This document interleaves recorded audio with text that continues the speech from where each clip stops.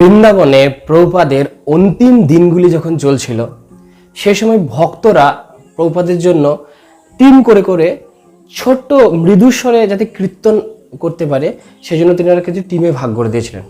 এবং প্রভুপাদ সেই সময় পুরো ফাস্টিং করছিলেন এবং তিনি নিত্যলীলায় প্রবেশ করার জন্য নিজের দেহটাকে, নিজের এই শরীরটাকে ছাড়ার জন্য তিনি প্রস্তুতি নিচ্ছিলেন এবং সেই জন্য তিনি ফাস্টিং করছিলেন। এবং প্রভুপাদের যারা শিষ্যা ছিলেন তারা কি করেছিলেন, পালা করে ছোট্ট ছোট্ট কীর্তন টিমে ভাগ করেছেন যাতে প্রভুপাদের সামনে খুব মৃদু স্বরে কীর্তন করতে পারে। প্রভুপাদ কিন্তু সেই সময়তেই তার অন্তিম দিনগুলোতেও তিনি কিন্তু আমাদের জন্য চিন্তা করে গেছেন।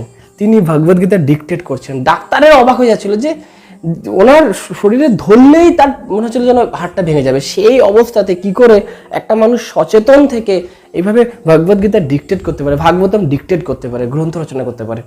তো সেই সময় ব্রহ্মানন্দ প্রভু প্রভুপাদের সেবার দায়িত্বে ছিলেন এবং তিনি বলছেন যে আমার একবার জ্বর হয়ে গেছিল এবং সেই জন্য প্রভুপাদের সেবার জন্য তিনি কিছুদিন আসতে পারেনি, 3-4 দিন, এবং তিনি রুম থেকে বেরোতেই পারেনি।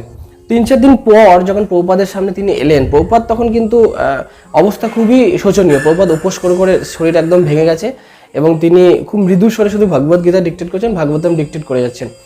তো সেই সময় ব্রহ্মানন্দ প্রভুকে দেখে প্রভুপাদ ব্রহ্মানন্দ প্রভুকে জিজ্ঞেস করলেন, ব্রহ্মানন্দ, ও ব্রহ্মানন্দ, তোমার না শরীর খারাপ ছিল, এখন কেমন আছো?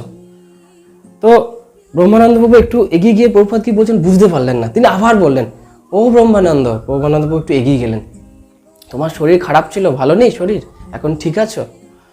তো এটা শুনে ব্রহ্মানন্দ প্রভু ভেতরে ভেতরে এতটা তিনি গর্ব অনুভব করলেন এবং তিনি প্রভুপাদের জন্য এতটা অনুকম্প অনুভব করলেন যে কতটা কৃষ্ণ সচেতন এবং কতটা ভক্ত বৎসল হলে, কতটা শিষ্যদেরকে কতটা ভালোবাসলে এই জীবনের অন্তিম দিনগুলো, যে সময় প্রভুপাদের অন্যান্য মানুষরা সেন্সলেস হয়ে পড়ে, সেই সময় প্রভুপাদ আমার জন্য চিন্তা করছেন যে আমার শরীর খারাপ ছিল, তার জন্য না, ওনার জন্য না।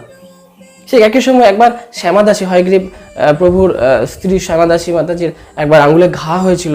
প্রভুপাদ জেনারেলি বাকি সবাই তাকে ইন্সপায়ার করছিল যে কি আছে, আমরা দেহ নয়, আমরা শরীর, আমরা আত্মা, দেহ নয়, শরীরের কোনো মোহমায়া করো না, কৃষ্ণ সেবা করো। কিন্তু প্রভুপাদ কন্টিনিউয়াসলি তাকে জিজ্ঞেস করছিলেন বারবার বা ভক্তদেরকে যে এখন কেমন আছে, এখন ঘা কেমন আছে, তাকে যত্ন নিতে বলো।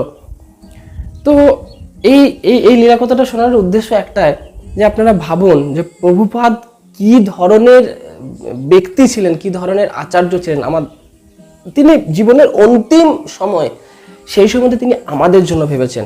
ভগবান ভগবদ্গীতায় 12 নম্বর অধ্যায় 13-14 শ্লোকে বলেছে যে নির্মম নিরহংকার সম দুঃখ সুখ সমী, যিনি নির্মম, যিনি আমি এই বোধটাই নেই, অপরের জন্য তিনি জীবনটা বিলিয়ে দিয়েছেন, তিনি আমার খুব প্রিয়। প্রভুপাদ অবশ্যই কৃষ্ণের খুবই প্রিয়। তিনি জীবনের শেষ দিনটা আপনারা দেখতে পারবেন ইউটিউব ভিডিওতে যে তিনি শেষ দিনটা পর্যন্ত তিনি আমাদেরকে দিচ্ছেন যাতে আমরা ওই ভাগবতম উপলব্ধি করতে পারি, আমরা পড়তে পারি, এই গুরু পরম্পরা ধারায় ভাগবতমকে অ্যাজ ইট ইজ, ভগবদ্গীতাকে অ্যাজ ইট ইজ ভাবে নিতে পারি। এখন আমাদের উচিত যে আমরা কত যারা বাবাজি রয়েছেন, মহারাজ রয়েছেন, অনেক তাদেরকে আমরা গোটা বিশ্বব্যাপী প্রচার করছি, আমরা এতে কোনো অসুবিধা নেই, আমি তাদের বিরোধী নই। কিন্তু ছিল প্রভুপাদ, তাকে কি আমরা প্রচার করছি? ওনার লীলা কথা কি শ্রবণ করছি আমরা? ওনার গ্রন্থ কি আমরা পড়ছি? এটা নিজেদেরকে কোশ্চেন করা উচিত। হরে কৃষ্ণ। জগৎগুরু শিলা প্রভুপাদ কি জয়।